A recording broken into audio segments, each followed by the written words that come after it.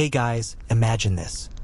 You're in a massive stone castle, with walls so thick they could crush an army, but you're shivering under a thin blanket while outside. The bitter winter wind howls like a wild beast hunting its prey. Welcome to the harsh, uncomfortable reality of trying to sleep in a medieval castle during winter, and trust me, it was anything but cozy. Let me take you back to those chilly nights in a stone fortress, when the cold didn't just bite your skin but seemed to seep into your very bones. The castles, as grand and imposing as they were built for defense, not comfort. Picture gigantic walls of rough-hewn stone, each one cold to the touch, soaking up every bit of icy air, and then releasing it slowly, turning the rooms into giant refrigerators after the sun sets. Even though the fireplace roared in the main halls, the heat rarely reached the upper chambers where nobles and their servants tried to catch some rest. Those stone floors? They were like slabs of ice, making every step a test of endurance, and getting into bed felt like lying down on a slab of cold rock covered only by a thin, scratchy wool blanket. Now, the furniture was far from what you'd expect today. Beds were often wooden frames with straw-stuffed mattresses or animal furs, but these didn't insulate nearly enough from the cold. Imagine tossing and turning as the chill creeps through your clothes, your breath fogging up the air in front of you, and the candlelight flickering as if struggling against the cold itself. The wind whistled through cracks and crevices in the thick walls, sometimes sounding like ghosts roaming the halls, making the night even more eerie and restless. People in the castle had to adapt to survive those long winter nights. They wore layers upon layers of rough, heavy fabrics, linen shirts, woolen tunics, cloaks, and even padded garments to trap whatever warmth they could. But the problem was, heating the entire castle was impossible, so everyone basically huddled close to whatever source of warmth they could find. Fireplaces, braziers, or even crowded rooms where body heat was the only defense against the cold. Sometimes, servants would carry torches or hot stones to the chambers to warm beds before sleep. But even then, the warmth didn't last long. Mealtimes during winter were also a challenge. The castle kitchen was the heart of warmth and life, but feeding everyone was tough when fresh food was scarce and resources had to be rationed carefully. People survived mostly on preserved foods, salted meats, hard cheeses, dried fruits, root vegetables like turnips and parsnips, and hearty stews made from whatever was left from the summer harvest. Imagine sitting by the fire, biting into a thick, salty hunk of meat or chewing on dense, crumbly bread, knowing this would be your fuel to survive the cold night. The smell of smoke and roasting meats filled the air, but it did little to chase away the relentless cold that crept into every corner of the castle. Entertainment was sparse during winter months. There was no electricity, no heating, and certainly no Netflix to distract you from the cold and darkness. Instead, people gathered around the fire to share stories, some terrifying, some humorous, trying to keep spirits high despite the biting cold. Minstrels or troubadours might play a lute or sing a ballad, but the music was often drowned out by the howling wind outside. Nobles played chess or dice games to pass the time, while servants kept busy with mending clothes, sharpening tools, or preparing for the next day's tasks. Still, the long nights stretched endlessly, each one colder and darker than the last. Hygiene was another big issue. Bathing was a rare luxury, especially in winter. People feared that washing would make them more vulnerable to cold illnesses. Instead, they relied on heavy perfumes or herbs to mask unpleasant smells. This lack of cleanliness, combined with cramped quarters and close contact, made diseases spread like wildfire. Sleeping close to others was necessary for warmth, but also increased the risk of catching something nasty. The cold didn't just make you uncomfortable. It weakened your body's defenses, making winter a dangerous season for everyone living in those stone fortresses. But perhaps one of the worst things about trying to sleep in a medieval castle during winter was the constant noise. With thick stone walls, you might think it would be silent, but the wind whistled through every crack, doors creaked ominously, and sometimes animals, rats, bats, or even the occasional stray cat, made their homes in the walls and rafters, scratching or squeaking in the night. Guards patrolling the corridors clanked their armor and shouted warnings, reminding everyone that danger was never far, even while they tried to rest. All of this combined made restful sleep almost impossible, leaving people exhausted but still shivering when dawn finally arrived. So yes, while castles might seem like magical places from fairy tales, in winter they were often more like giant, freezing prisons, where comfort was sacrificed for safety, and sleep was a luxury few truly enjoyed. This is why sleeping in a medieval castle in the dead of winter was, simply put, a total drag. If you think about the contrast with our modern cozy bedrooms, warm beds, central heating, soft pillows, it makes you appreciate how lucky we are today to fall asleep in comfort while people centuries ago fought through the cold, darkness, and discomfort just to survive until morning. The castle walls might have kept out invaders, but they sure didn't keep out the biting chill of winter. As the cold gripped the castle tighter through the long winter nights, the daily routines inside became a delicate balance between managing discomfort and surviving the harsh conditions. Mornings began with a ritual far removed from the comfort many take for granted today. The first light barely penetrated the narrow, arrow-slit windows, and waking up often meant stepping onto icy stone floors that sent immediate shivers up the spine. Imagine pulling on cold, stiff garments that had been left hanging in the drafts overnight, the chill seeping into every layer as you dressed. People dreaded this moment, knowing that the warmth of the bed was fleeting and the castle offered few refuges from the penetrating cold. Meals were sparse but vital, a source of both nourishment and brief respite from the cold. The castle kitchens were stoked with fires blazing beneath large iron cauldrons, filling the air with the smoky scent of stews and broths. These dishes, made from root vegetables like turnips, carrots, and parsnips, along with salted or dried meats, were the staples of winter fare. Fresh fruits and vegetables were rare and reserved for the wealthiest. The cooks worked tirelessly, often starting early in the morning to prepare enough food to sustain dozens. But the kitchens themselves were drafty and cold, with thick stone walls absorbing the heat and leaving cooks shivering as much as the rest. The clang of pots and the crackling of firewood were constant sounds, a symphony of survival echoing through the cold halls. Life inside the castle during winter was a relentless test of endurance. Nobles and servants alike sought ways to stay warm, yet the options were limited. Fires were kept burning as long as wood lasted, but fuel was precious, and the larger the castle, the harder it was to maintain warmth in every chamber. Some rooms were entirely shut off to conserve heat, leaving occupants to crowd into smaller, warmer spaces. The corridors were often lined with tapestries and heavy drapes, not only for decoration but to try and block drafts. These decorations did help somewhat, softening the sounds that bounced off the stone and adding a layer of insulation, but they were a poor substitute for real warmth. Entertainment during the winter months centered around communal activities aimed at distracting from the cold and darkness. Evening gatherings were common, with people huddled around hearth fires, sharing stories passed down through generations. Minstrels with their lutes or harps filled the halls with melancholic or cheerful melodies, their music mingling with the crackling firewood and muffled voices. Nobles played board games like chess or backgammon, their pieces made from bone or carved wood, while servants mended clothing or prepared tools for the next day. Candlelight flickered weakly against the gloom, casting long shadows on the walls and giving the whole scene an almost ghostly atmosphere. Hygiene remained a constant challenge throughout the winter. Bathing was rare, often reduced to a quick wash with cold water, and sometimes avoided altogether due to fears that cold water would sap body heat or cause illness.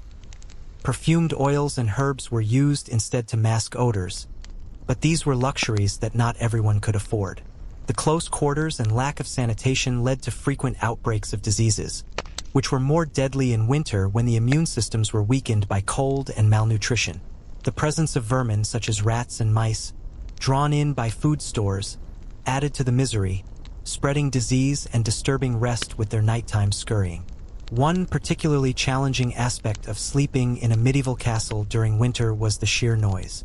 Thick stone walls didn't block out the sounds of the wind raging through battlements, the groaning of wooden beams contracting in the cold, or the echoes of guards' footsteps and shouted orders as they patrolled the fortress.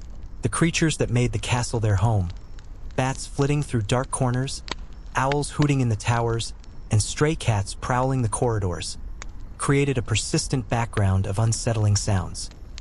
These noises, combined with the discomfort of cold and hard sleeping arrangements, meant that many woke repeatedly through the night, often too exhausted or chilled to find restful sleep. Illness was a constant threat in these conditions. The cold weakened bodies, and the poor nutrition and lack of hygiene made infections common and deadly. Respiratory diseases, including pneumonia and bronchitis, were frequent killers during winter months. People tried to mitigate risks by bundling up in multiple layers of clothing and using heavy blankets and furs, but these were often insufficient. The chill seemed to penetrate everything, turning sleep into a battle against cold and fatigue, where waking up healthy the next day was never guaranteed. Despite all these hardships, the castle was more than just a cold stone prison. It was a place where community and resilience flourished, where people adapted their lives to the merciless rhythm of the seasons. The cold winters forged bonds as people relied on each other for warmth, food, and protection. Yet, when the bitter wind howled outside and the stone walls seemed to close in with icy breath, the reality remained. Sleeping in a medieval castle during winter was an ordeal few would envy, and one that tested the limits of human endurance night after freezing night and those unforgiving winter months. Every small comfort was precious, yet often painfully out of reach. The architecture of medieval castles, built for defense and durability, was ill-suited for warmth. Large, vaulted ceilings meant that any heat generated near the floor quickly rose and dissipated into the cold stone rafters high above, leaving the rooms themselves chilly and uninviting. Windows, often covered only by thin wooden shutters or simple oiled parchment instead of glass, allowed biting drafts to creep in, causing curtains and tapestries to flutter like ghosts in the night. The thick walls, while excellent at repelling invaders, absorbed the frost outside and radiated it inward, turning chambers into icy chambers where the promise of sleep was overshadowed by shivers. Despite these hardships, the castle's inhabitants did their best to make life bearable. Bedrooms were often decorated with heavy textiles, woolen blankets, animal pelts, and layered curtains to trap what little warmth was available.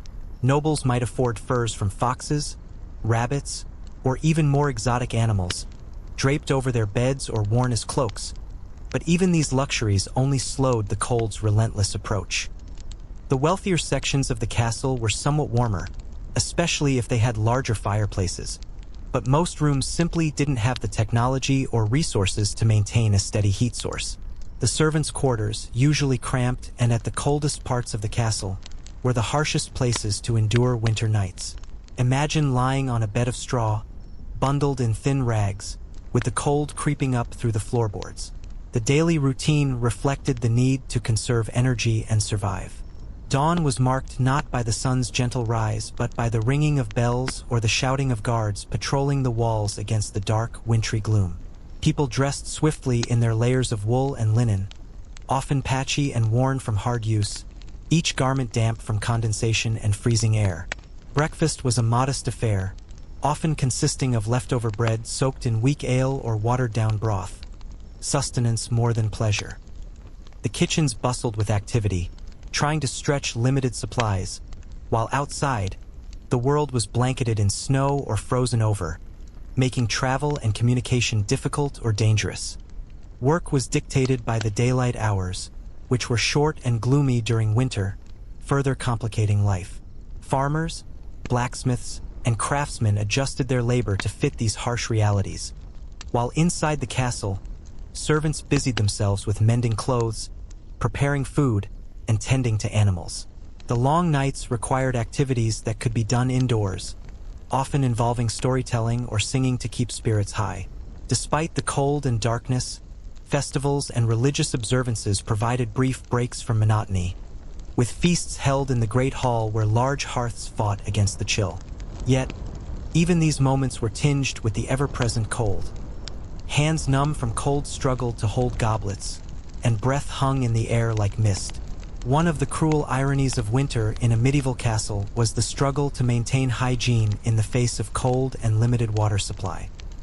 Bathing, when it happened at all, was a laborious process involving heating water over fires, then quickly washing in a small basin, often in cramped and poorly lit spaces. Many believed that exposing the body to cold water during winter could be deadly, so regular washing was often skipped. Instead, people relied on perfumes, herbs, and oils to mask odors. This, combined with close quarters and drafty rooms, created an environment ripe for the spread of illnesses such as scurvy, tuberculosis, and fevers that struck down the weak and young. Sickness meant further hardship, with few remedies beyond prayer, herbal concoctions, and the limited knowledge of medieval medicine. The sleeping arrangements themselves were as far from restful as one could imagine. Beds were often shared to conserve warmth, with family members or servants crammed together under thin coverings. Mattresses made of straw or feathers, though common, provided little insulation from the freezing stone beneath. Pillows were stuffed with straw, feathers, or herbs, and blankets were often threadbare from years of use. People wore nightcaps and layered clothing to bed, trying to trap what little heat their bodies could generate. Yet the cold would seep through even the thickest layers, turning sleep into a fitful and restless experience.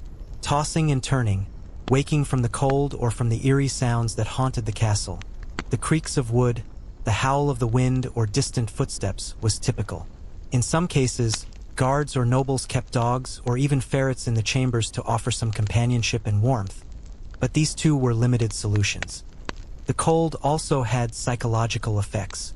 Darkness fell early and lingered long, plunging the castle into a gloom that seemed almost eternal. Isolation from the outside world grew as snow and ice made travel treacherous or impossible. People were confined, often bored, and haunted by the silence broken only by the natural sounds of the castle and winter night.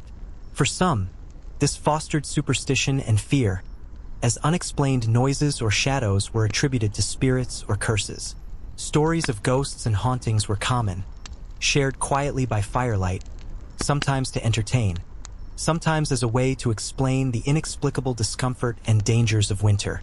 In this way, winter in a medieval castle was a test of human resilience, a season where cold, darkness, hunger, and fear intertwined to create an experience far from the romanticized images of grand halls and chivalry. It was a time when the very act of sleeping required endurance, and where survival was the paramount goal.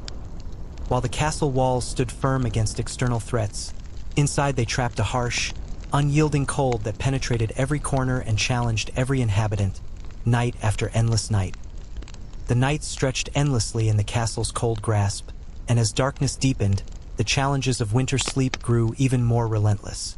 One of the cruel realities was the lack of modern conveniences to help regulate temperature or block out the noise and chill. Windows were often left slightly ajar or barely sealed to prevent the buildup of smoke from the hearth fires, which, while vital for warmth, could quickly fill rooms with thick, choking fumes. This forced inhabitants to make impossible choices: either freeze in fresh, frigid air or suffocate slowly in smoky warmth. Both options were far from ideal and often left people coughing or gasping through the night. The design of the castle itself complicated efforts to stay warm. Large halls with high ceilings meant heat rose rapidly, leaving living quarters cold and drafty. Fireplaces were grand but inefficient, often located in central rooms rather than bedrooms. Some castles used tapestries and wooden panels to shield rooms from drafts, but these only softened the biting cold slightly. Chimneys, when present, could be problematic. They sometimes allowed cold air to rush back down, especially when fires died low. This led to ingenious but imperfect solutions, like hanging thick curtains or even animal skins near doorways and windows, attempting to trap any hint of warmth within. But none could truly stop the persistent winter chill. Food scarcity during winter was another harsh truth. With fields frozen and hunting restricted by deep snow, the castle's inhabitants relied heavily on preserved foods: salted pork or beef, dried fish, hard cheeses, and root vegetables stored in cold, dark cellars. Fresh meat was a rarity, usually reserved for the nobility or special occasions, while servants and lower-ranking staff survived on simple stews or porridge made from grains like barley or oats. The taste was often bland and monotonous, but it provided the necessary calories to endure the cold. Water was likewise a precious resource, sometimes frozen in wells, forcing people to melt snow or haul water from distant sources. As the cold tightened its grip, The daily life inside the castle became an exercise in endurance and communal survival. People huddled together for warmth, sharing stories or songs passed down through generations, finding solace in each other's company. Children, too cold to play outside, often sat near the hearth or curled up with siblings, learning tales of heroes or saints, sometimes whispering about spirits said to haunt the ancient stones. The castle's great hall, normally a place of feasting and revelry, transformed in winter into a sanctuary of warmth and light where all could gather. Yet even here the cold lingered in corners and shadows. Sleep itself was a luxury often denied by the combination of physical discomfort and mental strain. Thin walls and narrow corridors echoed with the sounds of night, the creaking of timber, the patter of small creatures, the distant barking of guard dogs, or the restless pacing of sentries. Outside, the wind howled relentlessly, shaking shutters and rattling doors, sometimes causing frozen icicles to fall with startling crashes. Inside, people fought off not only the cold, but also the anxiety of being trapped in a fortress vulnerable to attack, illness, or structural failure under heavy snow or ice. Medieval medicine offered little relief for those suffering from cold-related ailments. Colds, pneumonia, and joint pain were common complaints, and without effective treatments, even minor illnesses could become deadly. Herbs, poultices, and prayers were the primary remedies, and the knowledge of healers was limited by superstition and a lack of scientific understanding.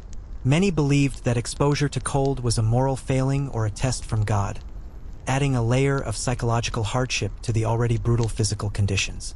Despite these bleak conditions, the people of the castle adapted. They learned to cherish moments of warmth and light, found joy in simple entertainments, and relied on traditions that brought comfort amid hardship. But at the end of each long, frozen day, when the firelight flickered low and the wind rattled the stones, the harsh truth remained. To sleep in a medieval castle during winter was to wrestle with cold, discomfort, and the constant threat of misery, night after endless night. This reality, stark and unforgiving, is a far cry from the romantic visions often portrayed in stories and films. The castles that loom so grandly in history were, for their inhabitants during winter, spaces of endurance, where the struggle for warmth and rest was a daily battle against the merciless elements.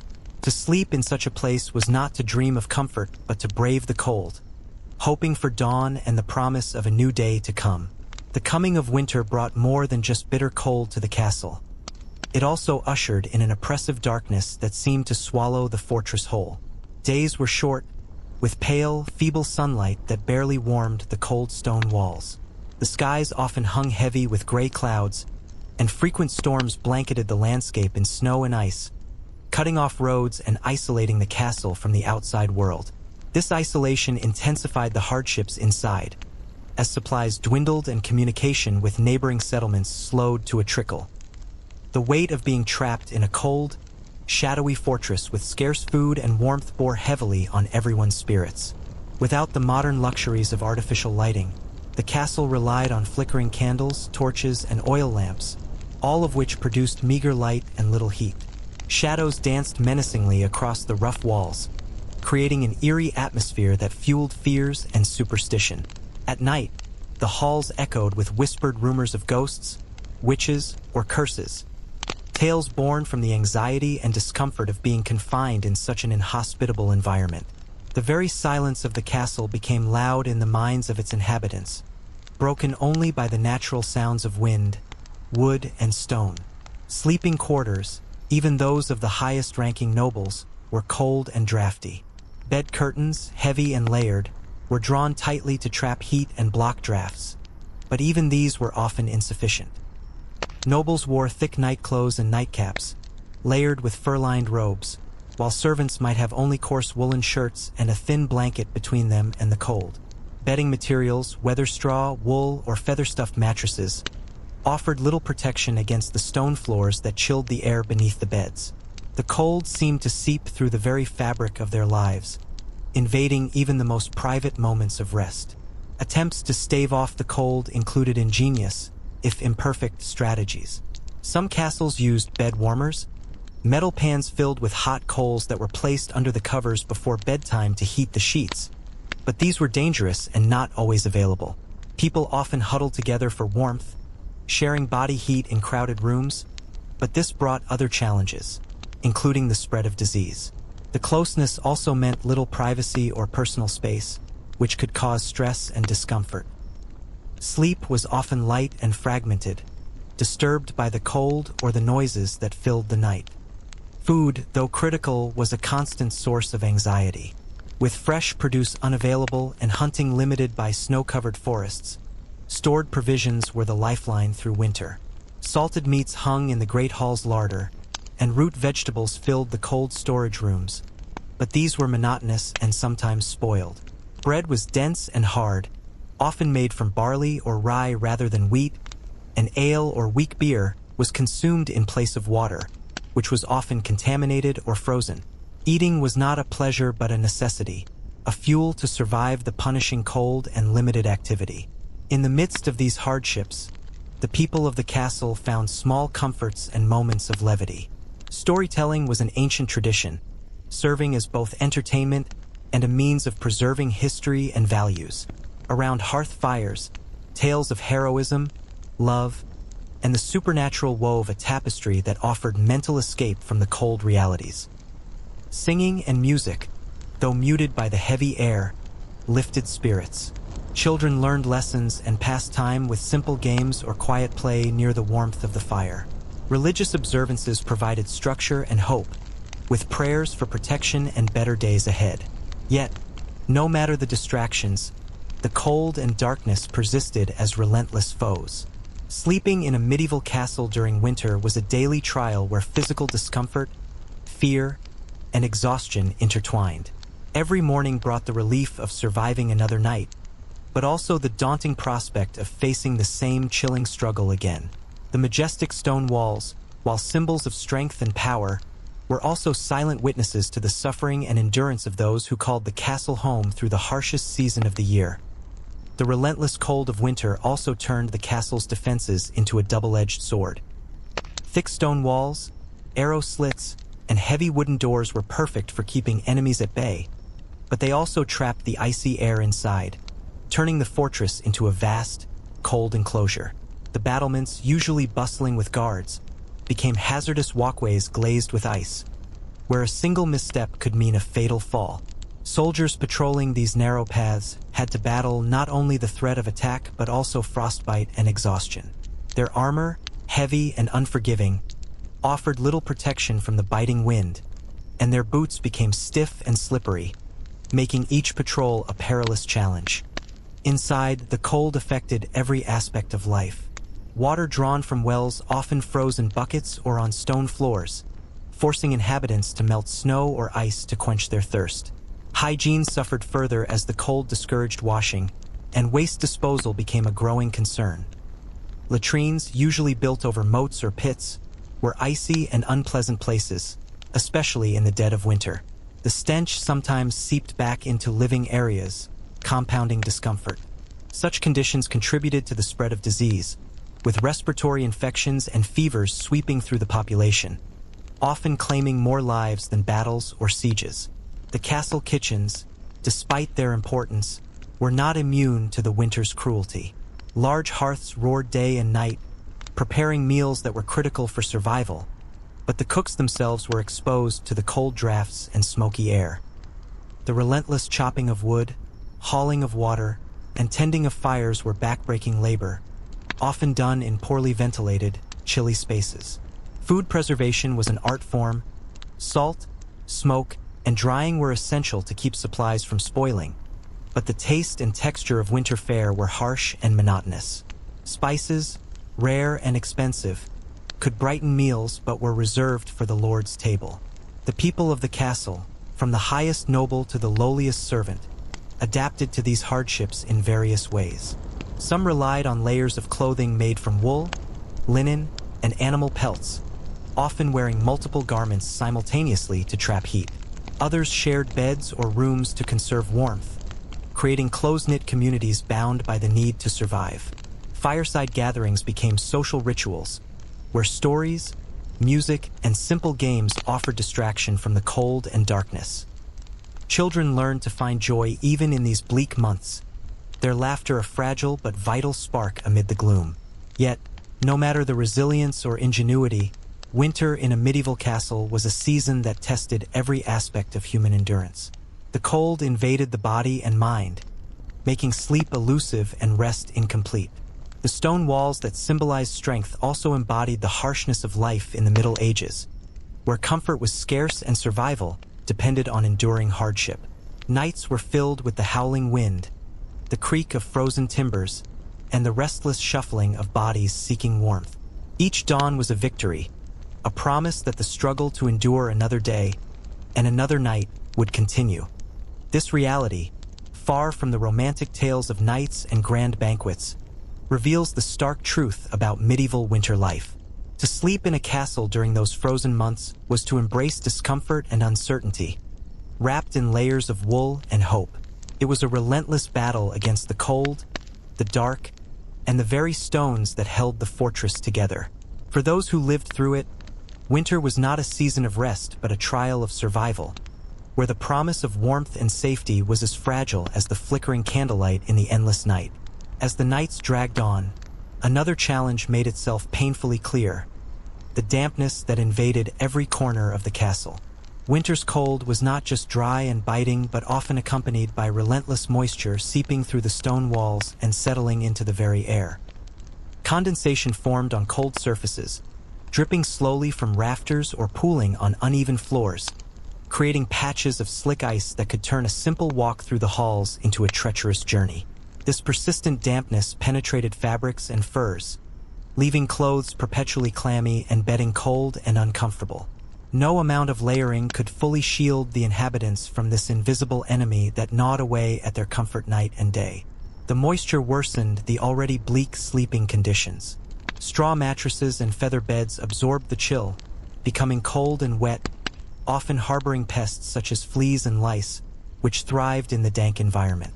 The unpleasant itch and bites were just another torment adding to sleepless nights. Thick wool blankets, though invaluable, became stiff and less effective when damp, forcing people to sleep with the constant discomfort of clammy textiles pressing against their skin. Even the noble family, with their more luxurious bedding, could not escape this problem entirely. The castle's stone walls seemed to drink the moisture from the winter air, releasing it slowly into every room, making warmth elusive and rest restless. Moreover, the dampness affected the very structure of the castle. Wooden beams and floors swelled and creaked under the weight of moisture, sometimes cracking and shifting with the freeze-thaw cycles of winter. The sound of groaning timbers echoed eerily through the halls, unsettling even the hardiest residents. In the dead of night, these noises could be mistaken for footsteps or worse, stoking fears and fueling ghost stories whispered by candlelight.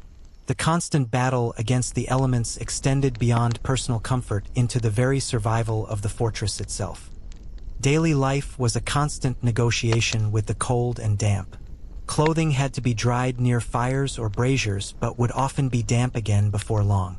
People carried wet boots and gloves inside, trailing moisture through the halls, contributing to the slippery floors and further chilling the air.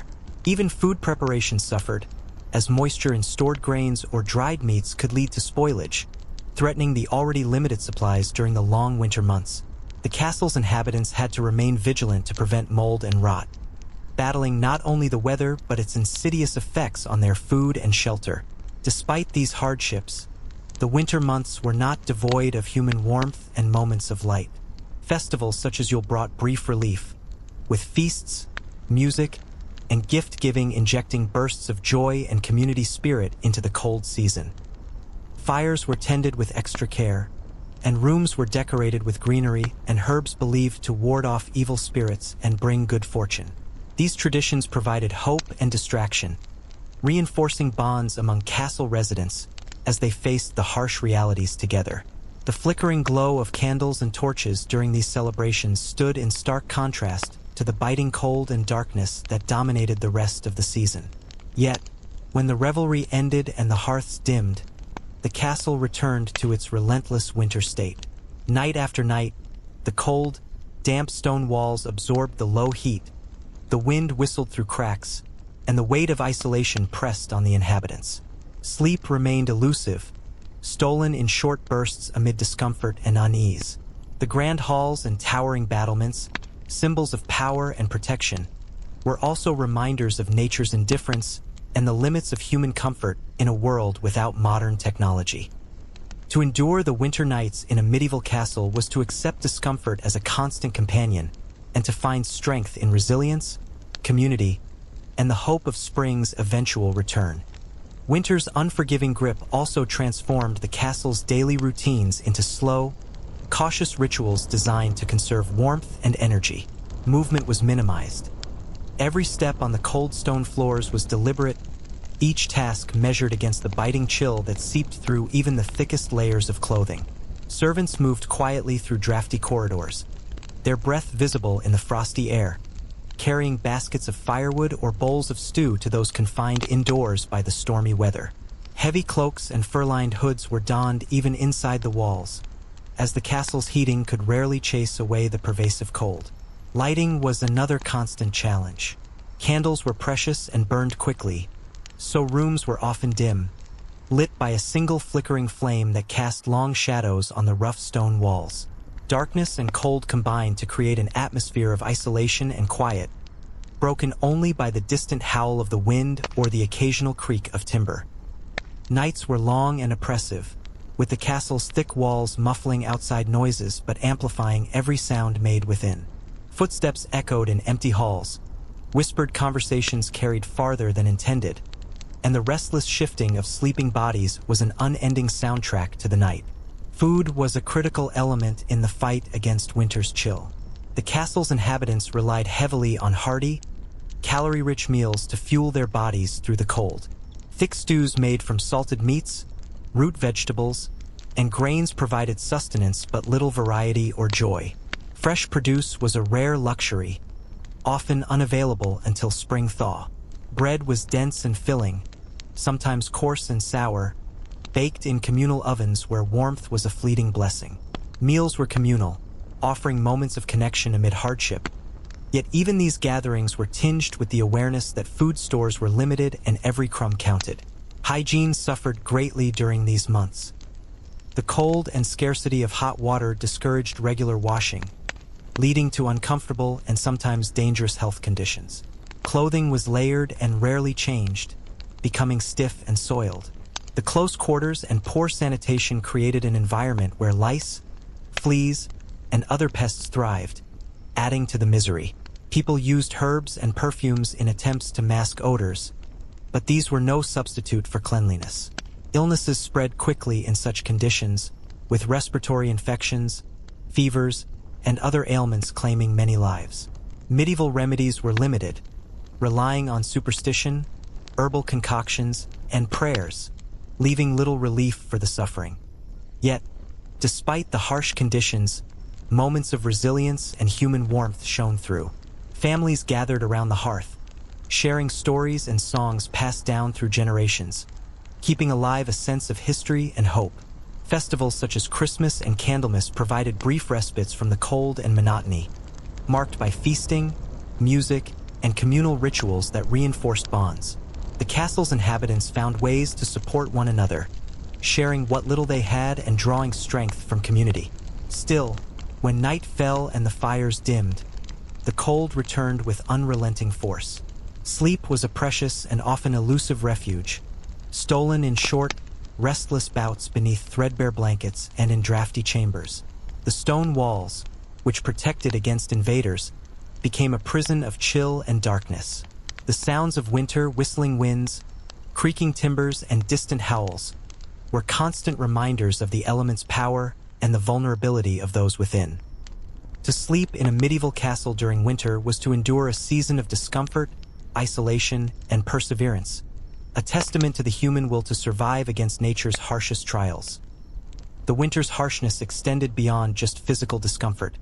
It permeated the very psyche of those who dwelled within the castle's walls. The oppressive cold and darkness created an atmosphere heavy with unease and foreboding. Night after night, inhabitants lay awake, their minds wrestling not only with the biting chill, but also with fears of what the long winter might bring. Rumors of raids by enemies or bands of thieves prowling the snowbound countryside were whispered nervously. The castle, a symbol of safety and strength, sometimes felt more like a trap, sealing its residents inside with the relentless elements and the unknown dangers lurking beyond. Mental fatigue grew as days blurred into one another, punctuated only by brief moments of warmth and light. Isolation became a palpable presence.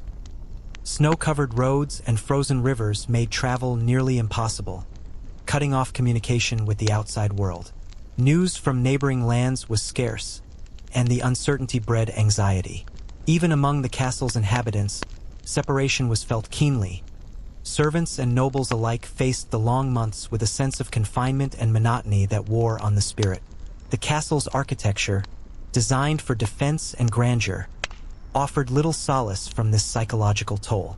High, narrow windows admitted minimal light, and thick walls, while keeping out attackers, also blocked out the comforting glow of the outside world. The grand halls, often cavernous and echoing, amplified feelings of emptiness and solitude during the long winter nights. In such spaces, shadows seemed to move on their own, and every creak or groan of timber was magnified, feeding superstitions and tales of restless spirits among the superstitious inhabitants. Attempts to alleviate this gloom took many forms. Storytelling was a cherished tradition, with tales of heroism, love, and adventure serving as mental escapes from the cold reality.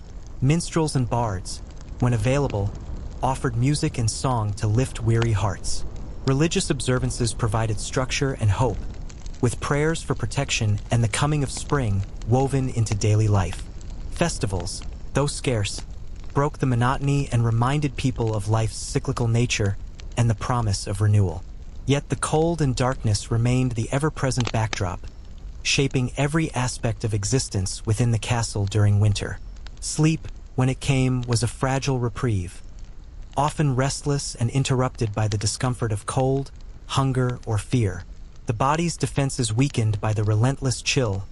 Illnesses took hold more easily, further draining energy and spirit.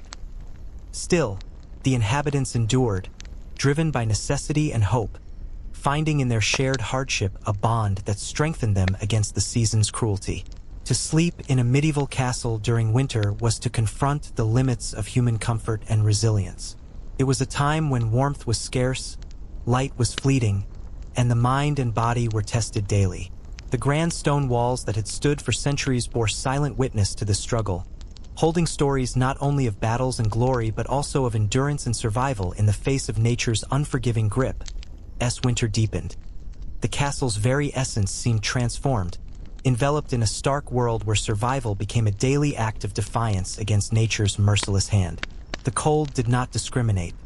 From the highest lord to the humblest servant, every soul endured the biting chill that seeped through stone and timber alike. Thick layers of clothing and animal furs offered scant protection, and the constant dampness sapped strength and spirit. Sleep was a fleeting comfort, fragmented by shivers and the uneasy stillness of cold rooms, where even the warmth of the hearth struggled to reach. The castle's daily rhythms slowed under winter's oppressive weight.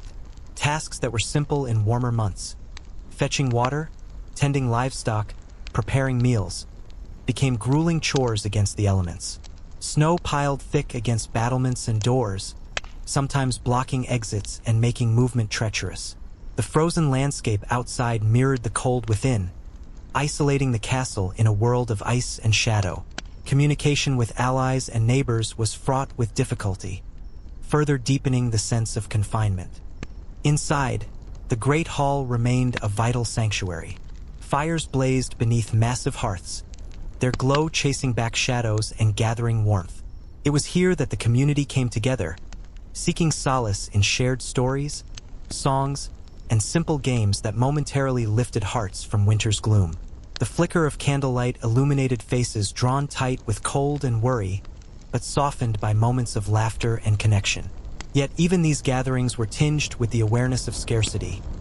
Limited food stores, dwindling firewood, and the persistent chill that no fire could fully banish. At night, the castle's stone walls became cold sentinels, holding the damp chill like a weight pressing down on weary bodies. Beds stuffed with straw and furs offered little respite from the icy floors and drafty chambers.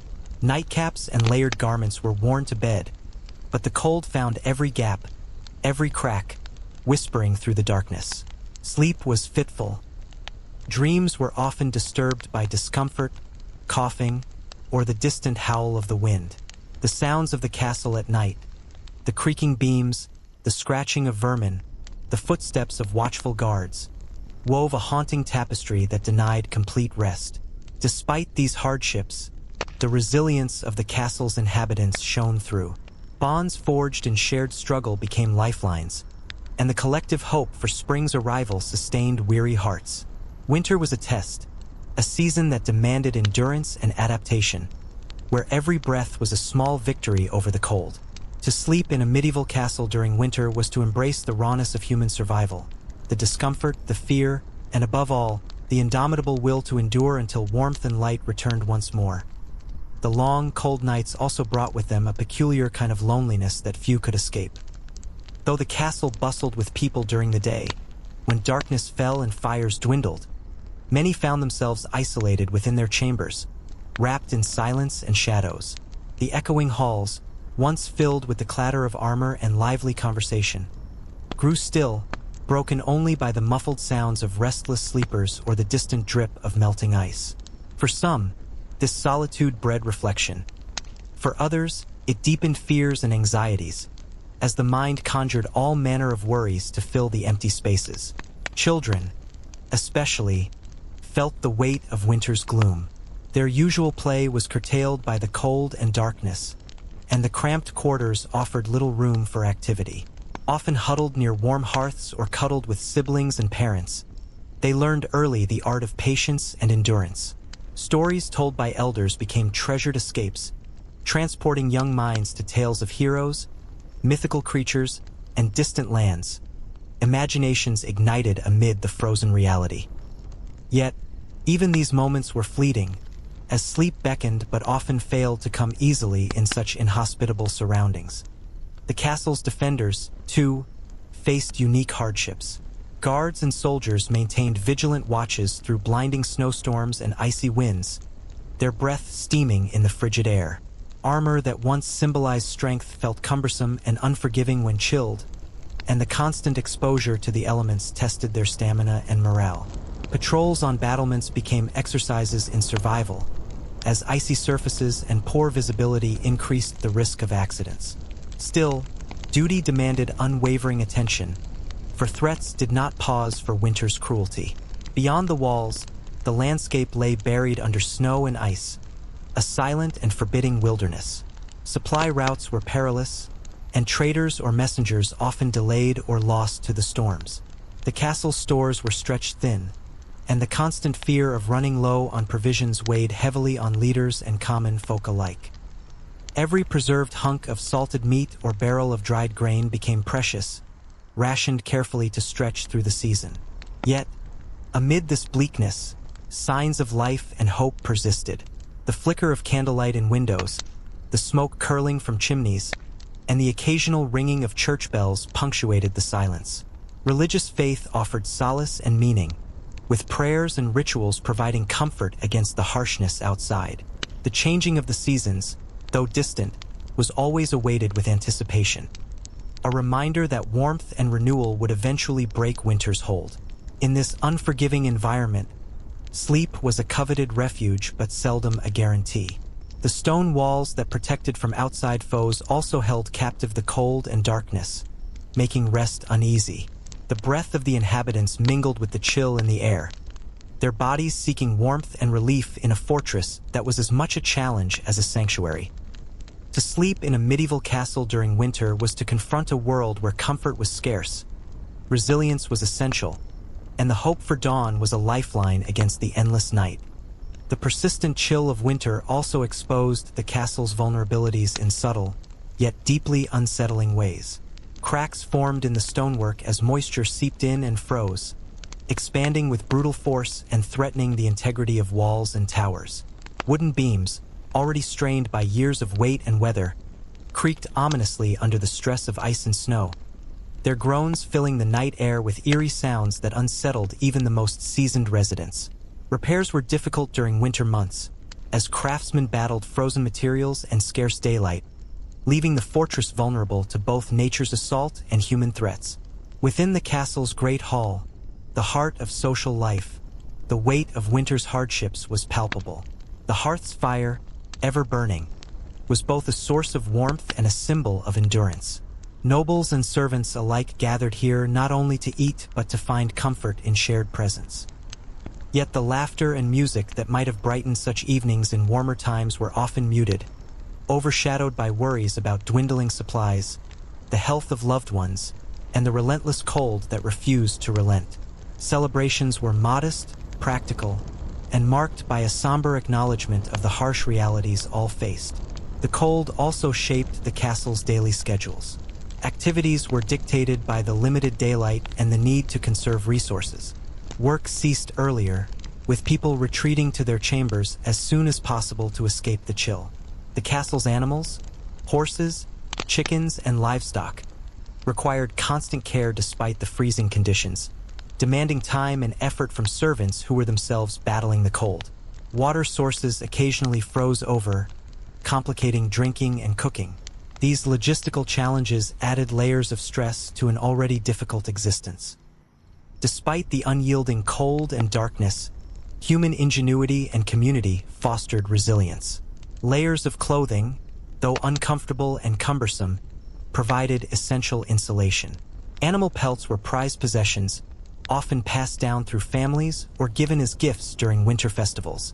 Thick tapestries and rushes were hung on walls and floors to trap warmth and soften the stone's unforgiving touch. Candles and oil lamps, though costly and limited, were carefully managed to extend light into the long evenings. Sleep, the most basic human need, remained elusive and fragmented. Drafts sneaked under doors and through gaps in shutters, chilling beds and causing restless tossing. Even those privileged enough to sleep near the hearth found it difficult to hold onto warmth through the night. Nighttime noises, whistling wind, shifting ice, distant calls of night creatures, kept many awake or pulled them from slumber. The ever-present fear of illness or misfortune added a psychological weight that made true rest rare. In such conditions, every morning was a small triumph. Rising from a cold bed to face the day required determination and fortitude. The promise of spring's eventual return was a beacon, though distant and uncertain. The castle, while a fortress of stone and steel, was also a fragile human world, where warmth and safety were hard-won, and every season's cycle was a testament to survival against the relentless forces of nature. To sleep in a medieval castle during winter was not merely to close one's eyes, but to endure a complex struggle against cold, darkness, isolation, and fear. It was a stark reminder that beneath the grandeur and history lay the raw reality of life in a time when comfort was scarce, and every night was a battle for rest and survival. Winter in a medieval castle was also a time when the routines of daily life were deeply altered by the unyielding cold and the challenges it brought. With sunlight scarce and the biting chill omnipresent, even the simplest tasks demanded extra effort and careful planning. Kitchens became hubs of constant activity, as cooks and servants labored to prepare meals that could sustain the inhabitants through the long nights. Large cauldrons simmered with thick stews, their scents briefly filling the cold air with warmth and comfort. Yet the monotony of preserved and salted foods weighed heavily on morale. Water was a precious commodity, often frozen in wells or cisterns, forcing people to rely on melted snow or haul water from distant sources when possible. This scarcity impacted everything from cooking and cleaning to personal hygiene, which was already compromised by the cold and lack of proper facilities. Bathing was a rare and difficult undertaking, usually limited to warm days or special occasions, leaving many to endure months of limited cleanliness. The resulting odors and the presence of pests such as lice and fleas became an accepted, though unpleasant, part of castle life. The social fabric of the castle also shifted in winter's grasp. Nobles and servants alike found themselves confined within the fortress's thick walls, their interactions limited by the cold and the need to conserve heat. Communal gatherings around the hearth offered brief moments of warmth and camaraderie, where stories, Songs and simple games provided mental respite from the physical hardships. Religious observances and festivals punctuated the season, imbuing the long nights with meaning and hope, even as the struggle against winter's forces continued unabated. Sleep, however, remained elusive and fraught with discomfort. Beds, often shared for warmth, were equipped with straw mattresses, feather beds when fortunate, and heavy woolen blankets. Yet the cold stone floors and drafts made restful sleep difficult. Nightcaps and layered clothing were worn to trap body heat, but even these measures could not fully ward off the penetrating chill. The sounds of the castle at night, the creaking of timber, the howl of the wind, the distant barking of dogs, added to restless nights, as did the anxiety of isolation and the ever-present threat of illness. In essence, to sleep in a medieval castle during winter was to engage in a daily battle for comfort and survival. It was a time when the grandeur and strength of stone walls contrasted sharply with the vulnerability of those who dwelled within. The cold, darkness, and dampness were constant adversaries, shaping every aspect of life and making rest a precious and hard-won relief. Yet, through endurance, community, and hope for the coming spring, the castle's inhabitants faced the season's challenges with resilience, finding warmth not only in fires and furs, but in shared human spirit amidst the long, harsh winter nights. Winter in a medieval castle was an unrelenting test of endurance, and yet, life within its walls never truly stopped. As the days grew shorter and the snow piled ever higher, the castle's inhabitants adjusted their habits, rituals, and hopes to the frozen reality that surrounded them. The cold was a constant companion, seeping into bones and spirits alike, but amidst the hardships, people found ways, small and significant, to persevere. One such adaptation was the careful management of firewood, the lifeblood of winter warmth. Wood was scarce and precious. It was gathered in the warmer months and stored in great stacks to see the castle through the long cold. Fires burned low during the day to conserve fuel, flaring up at night to fight back the creeping chill. Yet even a roaring hearth could not fill the expansive halls or keep every chamber warm. People clustered close to the flames when they could, sharing body heat, stories, and songs as a balm against the cold and darkness. Meals, though often monotonous, took on special significance. Thick pottages and stews were staples, simmering slowly to extract every ounce of flavor and nourishment from limited ingredients. Salted meats and dried fish provided protein, while root vegetables like turnips and parsnips offered scarce freshness. Bread, dense and coarse, was eaten with hearty relish, not as a delicacy, but as sustenance. Ale and weak beer were safer to drink than often contaminated water, serving both to hydrate and to warm from within. Beyond physical needs, the winter months deepened the psychological strains of castle life. The isolation enforced by frozen roads and howling storms made the fortress seem even more remote. News from the outside world came infrequently, and the constant sameness of gray skies and snowbound landscapes pressed heavily on minds already burdened by cold and confinement. People turned to faith and tradition for comfort. Religious observances marked the passage of time and provided hope for renewal. Candlelit vigils, prayers for protection, and festivals such as Yule were occasions when the bleakness was momentarily lifted. Still, sleep was a fraught and precious gift. Chambers were drafted and cold, beds barely shielding from the stone beneath. The thick quilts and fur blankets provided some respite, but nights were often punctuated by chills, coughing, and the unsettling noises of a castle alive with winter's demands. The groan of timber, the rattle of shutters, the whisper of the wind. Nightcaps and layered garments were standard, but even the warmest clothing could not banish the pervasive cold. Rest was restless, light, and frequently interrupted. Yet, in this crucible of hardship, the human spirit endured. Community and connection, the sharing of stories, warmth, and hope, offered vital comfort. The castle's walls, though cold and forbidding, sheltered not just bodies, but lives intertwined by shared struggle. To sleep in a medieval castle during winter was to confront discomfort and vulnerability head-on, but also to embody resilience and the unyielding desire for survival until the promise of spring returned warmth and light once more. The castle's winter nights were long and unforgiving, stretching endlessly beneath a sky often veiled in thick, swirling clouds that blocked the pale moonlight. Without the modern comforts of insulation or heating, the cold seemed to seep into every crevice, penetrating even the thickest layers of clothing and blankets. People learned to layer themselves heavily, piling on woolen garments, fur cloaks, and thick nightcaps before retreating to their beds. Yet, despite these efforts, the cold found its way inside, chilling bones and sapping strength, making sleep a precious and often elusive relief. In the deepest hours of the night, the castle took on an eerie stillness punctuated only by the creaking of ancient timbers contracting in the freeze, the distant howls of wolves echoing through the frozen forests, and the occasional crack of ice shifting under the weight of snow. These sounds could unsettle even the bravest souls, feeding the superstitions and ghost stories whispered by candlelight during the day. Shadows cast by flickering torches danced along the stone walls, creating shapes that sparked imaginations and fears, making the castle feel both a sanctuary and a place of mystery and unease. The thick stone walls that protected the inhabitants from external threats also trapped dampness and cold, turning chambers into chilly, sometimes damp enclosures. Windows were small and shuttered tightly to keep out drafts, but gaps often remained, allowing cold air to slip in. Fireplaces, though central to life, were limited in number and capacity, meaning not every room could be warmed equally. People often gathered in the great hall or near the kitchen hearth, where fires burned steadily, sharing body heat and companionship to fend off the pervasive chill. Food and drink were critical to survival in these harsh months.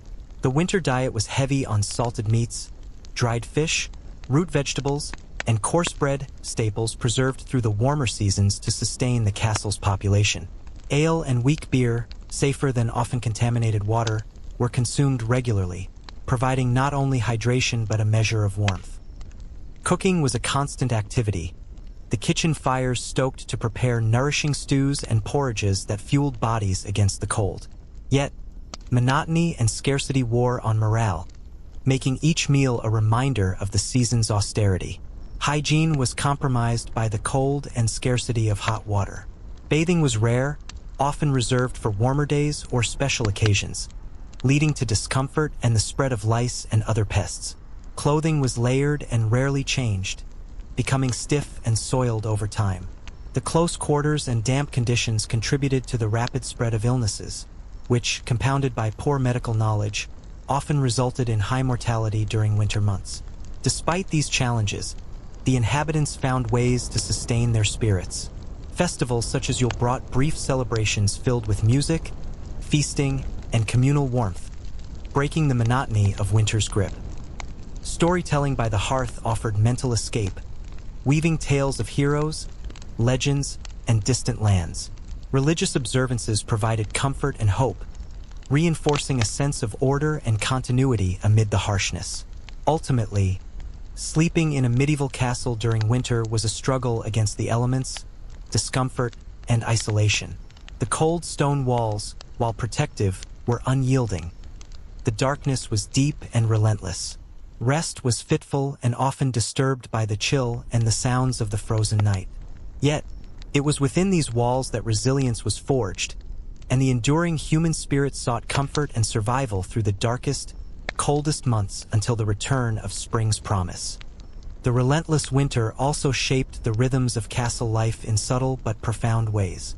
Mornings were greeted with frosted breath and stiff joints, as inhabitants struggled to rise from beds chilled by the stone beneath.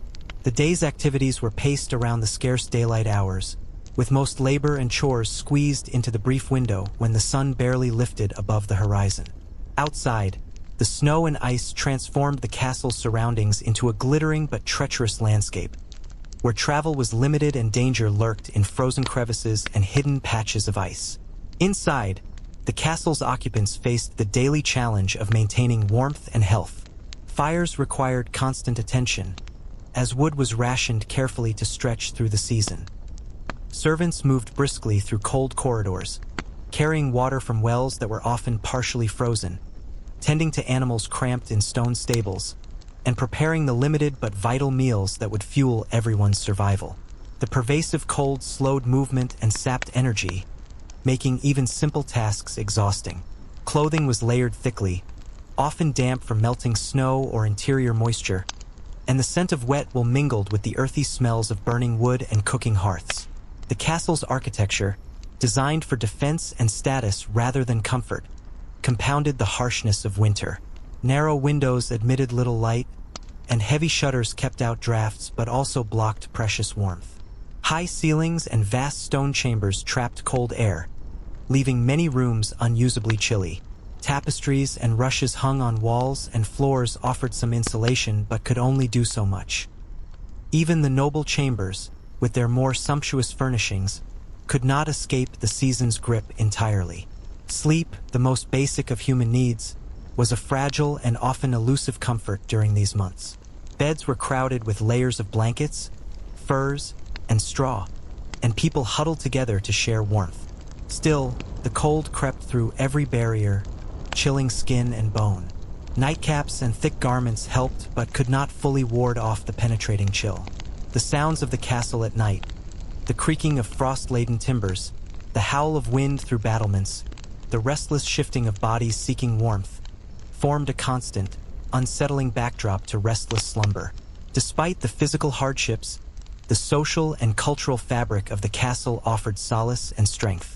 Gatherings around the hearth, shared meals, and religious ceremonies forged bonds that helped sustain hope through the darkest months. Tales of bravery, faith, and endurance passed from one generation to the next, a testament to human resilience amid adversity. To sleep in a medieval castle during winter was to engage in a continuous struggle against the elements and the limits of human comfort. It was a time when every breath was a small victory, every night survived a triumph of will. Beneath the cold stone walls and flickering candlelight lay stories of endurance, community, and the unyielding desire for warmth and safety until the thaw of spring finally arrived.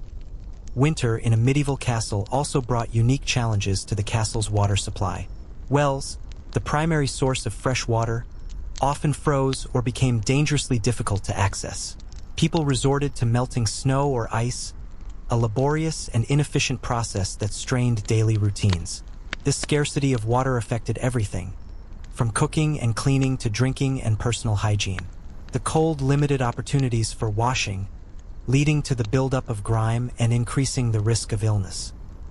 Bathing, when it occurred, was a rare luxury, often reserved for special religious or social occasions rather than regular hygiene. The castle's livestock, horses, cattle, chickens, required constant care despite the frigid temperatures. Animals were housed in stables near the castle, but the bitter cold and snow made feeding and watering them difficult. Hay and feed had to be stockpiled in advance, and frozen water troughs had to be broken or melted to provide drinking water. The health of these animals was critical.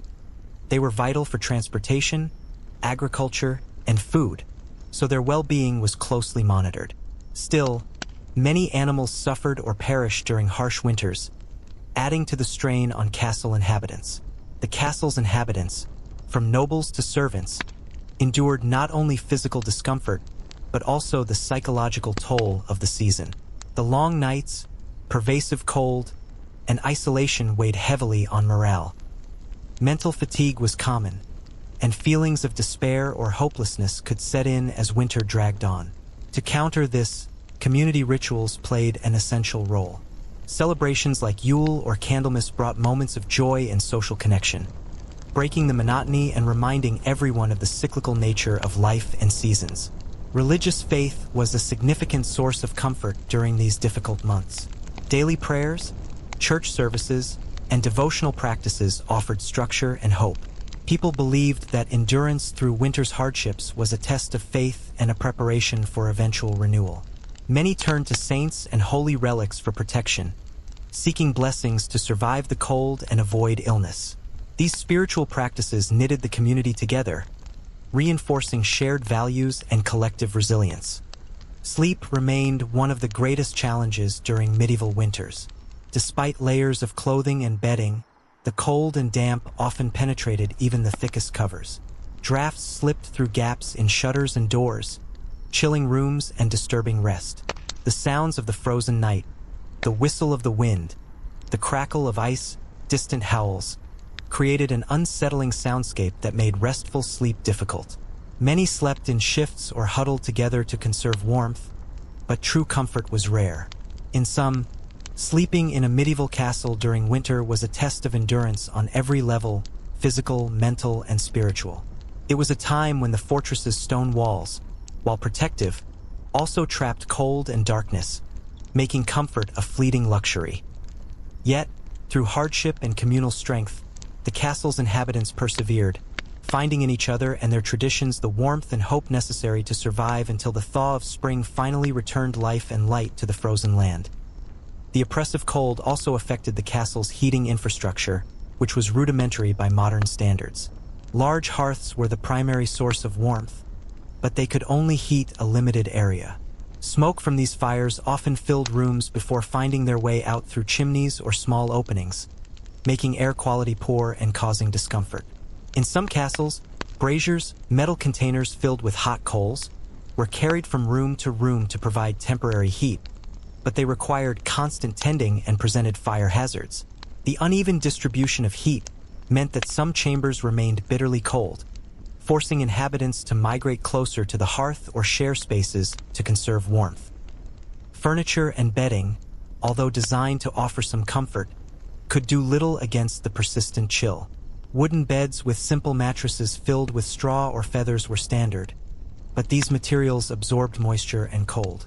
Heavy woolen blankets and furs were prized possessions, essential for a good night's rest, yet they too could become damp and lose insulating properties. Nightcaps, thick socks, and multiple layers of clothing were common, worn not just during the day but even while sleeping. Despite these measures, the cold often penetrated deeply, causing restless sleep and discomfort. The long winter nights also meant a lack of activity and movement, which could contribute to stiffness, aches, and poor circulation, problems compounded by poor nutrition and the presence of illness. Physical labor was reduced, but the need to tend fires, care for animals, and perform essential chores persisted, often carried out under difficult conditions. The cold and damp could exacerbate chronic ailments and leave people more vulnerable to respiratory infections, which spread rapidly in the crowded and poorly ventilated castle interiors.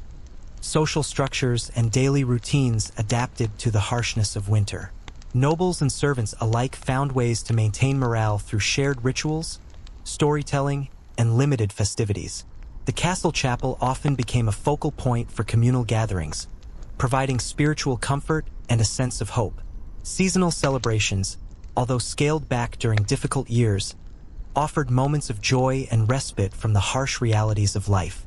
In essence, to sleep in a medieval castle during winter was to accept a life of discomfort, resilience, and communal endurance.